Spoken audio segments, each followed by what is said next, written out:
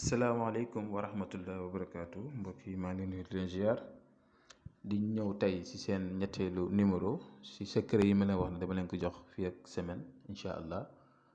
lu ñu ci jublu mooy lépp lu leen jox ngeen def ko rek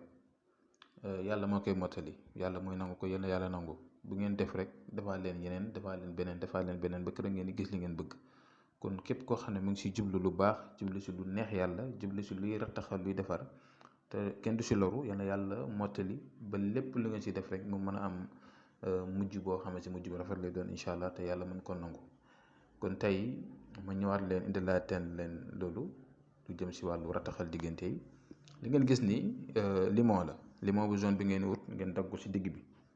bu ko defee da ngeen am ñaari partie à gauche ak partie à droite sa ndeyjoor sa càmmoñ ñaari partie lay nekk waaw comme ni ngeen ko gisee nii da ngeen koy jël ngeen dagg ko bu ngeen ko daggee nag di ngeen am ñaari côté yëpp naa leen expliquer li ngeen si war a def après incha allah ndaxte ñu si bëri dañoo xaw a naqadee waxal toujours parfois da ngay wax benn affaire ñu lay laajaat benn doomi limon ngay jël boo ko daggee moo lay jox ñaari côté yii dégg nga waxuma la nga ut limon boo xam ne da ngay ut doom bi dagg ñaari déedéet da ngay ut benn doomi limon kese boo ko daggee moo lay jox ñaari doom yi maanaam ñaari côté yi moo la koy jox waaw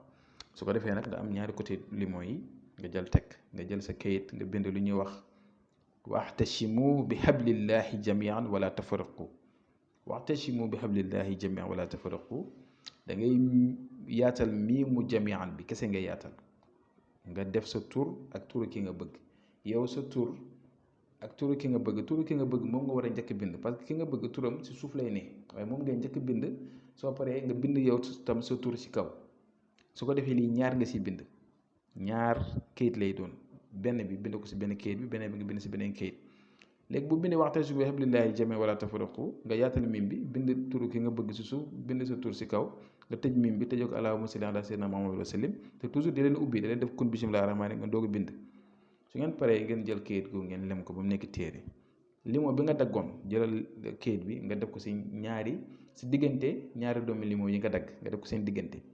dégg nga ñaari doomi limon yi nga daggoon si digg bi jël benn kayit bi nga xam ne bind nga ko pare parce que ñaar laa lay wax beneen bi naa lay wax li ngeen ko war a def mais benn bi ngeen njëkk bind jël leen ko ngeen lem ko dugal ko si ñaari doomi limon yi nga ut morceau bu weex nga lem ko ak nga boole ko ak limon bi lem ko soo paree nga ut foo ko suul nga suul ko fu sell dégg nga waaw ut foo ko suul incha allahu rabbi lii beneen mbir la bu si nekk boo xam ne limon rek dafa garaaw limon dafay aspiré day xëcc waaw tey boo gisee ñaari doomi limon yi nga séparé ko nga boole ko ak mbir mi ni ñu ko defee noonu day macha allah daal am na leneen lu ñu si mën a liggéey sax mais da si am yu bëri yoo xamante ni daanaka da ngay joxe li nga mën a joxe rek li nga xam ne nit ñi mën nañ ko war a mën a def nga jox leen ko mais def leen boobu beneen bi ngeen bindaat mooy beneen bi ma leen waxoon noonu xam nga ñaar laa ne wax léegi beneen bi waxtasimu bi hablillahi jamii'an bi tam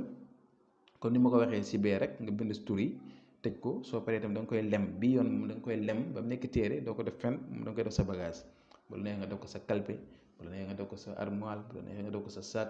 en tout cas daal na nekk say bagage dañuy ne faral di nekk ak yow di ànd ak yow mbir mu am solo la mbir mu baax a baax la incha allah kon nag def leen ko li si des yàlla rek moo ko mën a mottali kon ñu ngi ñaan si yàlla mottali ko wax naa leen ko waxati leen ko amul benn mbir muy nit di def mu sotti te neexul yàlla suñu borom yàlla kese moo koy sottil kon yal na ko yàlla sottil te itam ngeen góorgóorlu te ngeen xam ne ñaan moom boo ko xasee ba commencé doo bàyyi da ngay def rek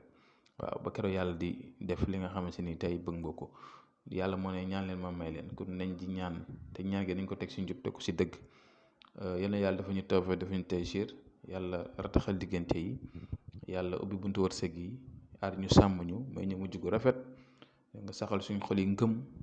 ak tawfeex ak taysiir bi jaay Muhammad sallallahu alayhi wa sallam ñu ngi yem fii di leen jox di daje suba jàmm incha allah asalaamaaleykum wa rahmatullah wa barakaatu.